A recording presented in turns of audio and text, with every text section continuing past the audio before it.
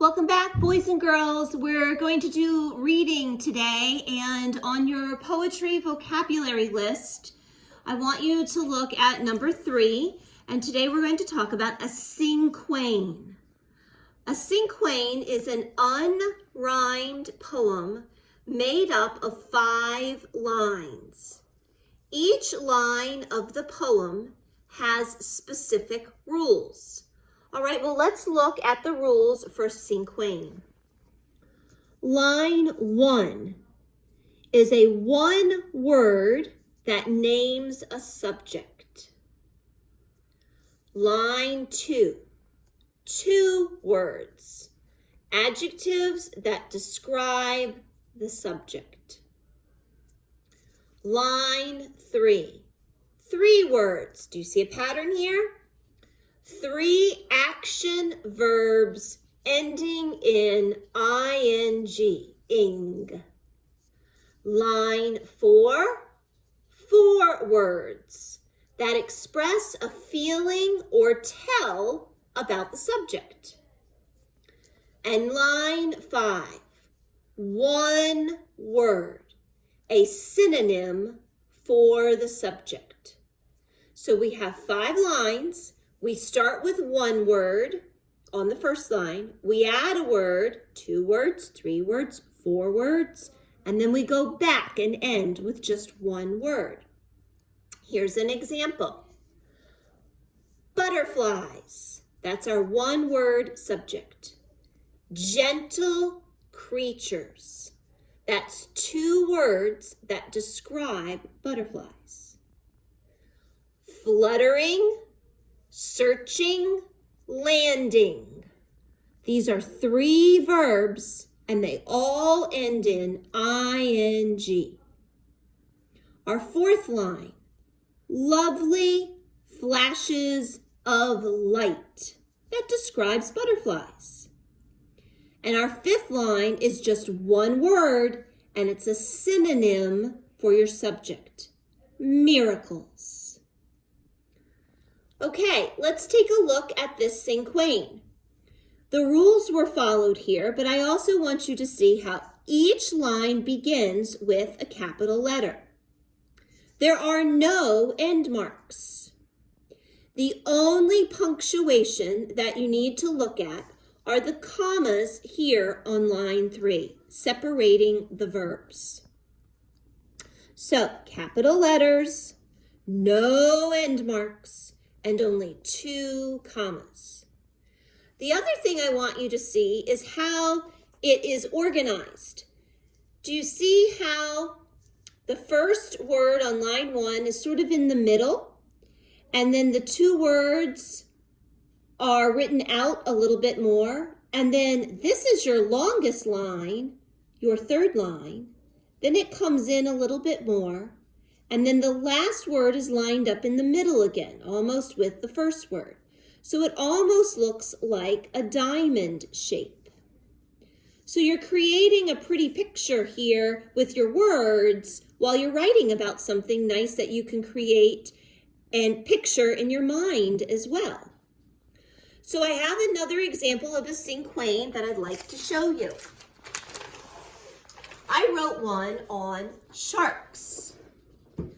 So here's my line 1, and I wrote my first word in the middle of the line. Sharks, capital letter. The next line, 2 words. I had to scoot out a little bit so that I could be underneath it, but I started a little bit closer to the margin. Large fish. Okay, that's true about sharks. It describes them. Let's go to line 3. I started even closer to the margin.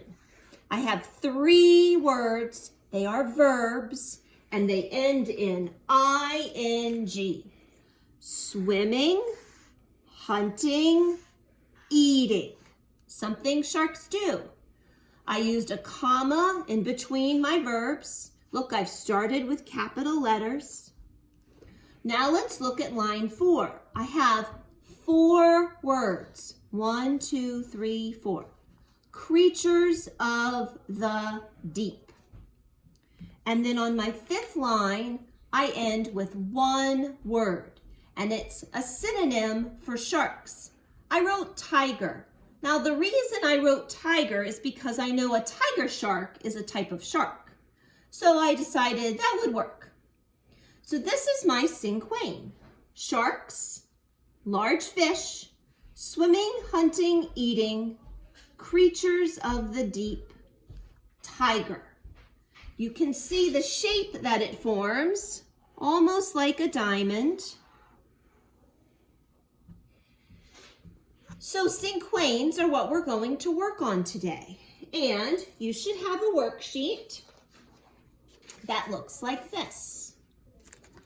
I want you to find this worksheet and we're going to practice some cinquains.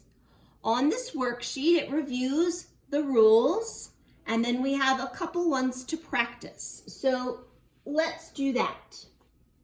Up at the top, write your name on the line. A cinquain is an unrhymed poem made up of 5 lines. Each line of the poem has specific rules. We're going to look at the very first cinquain, and we see here's the picture of a lion.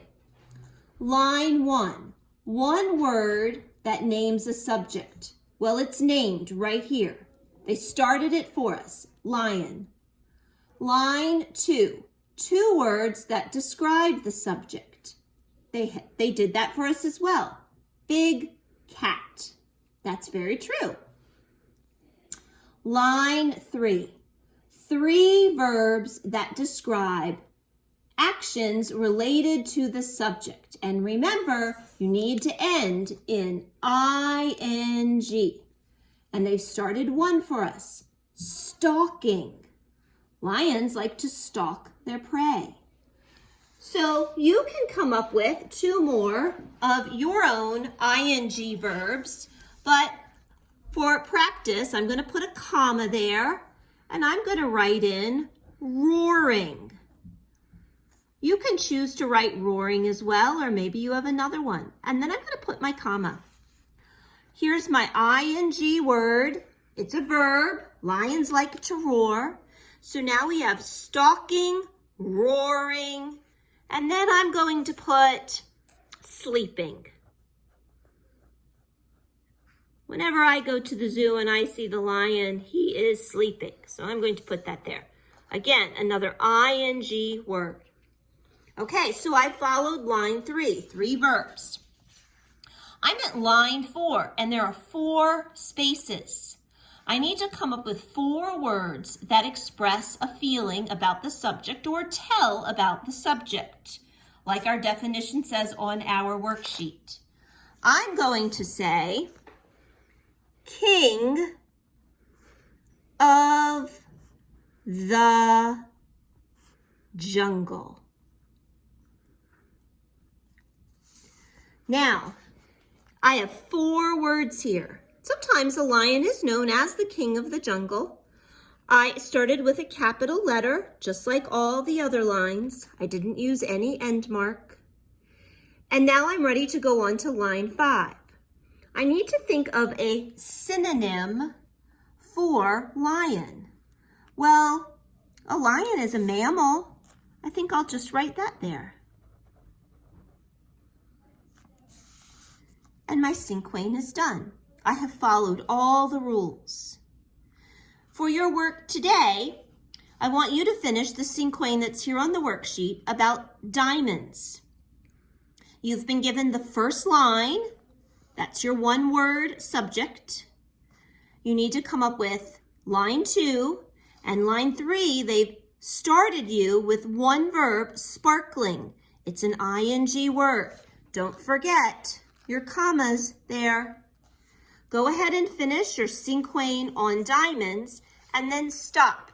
Tomorrow, you'll write your own cinquain and we'll talk about how you'll put that as your final copy on the lined paper I gave you. Go ahead and enjoy creating your cinquain, and if you have the opportunity, you can review your spelling and your phonics.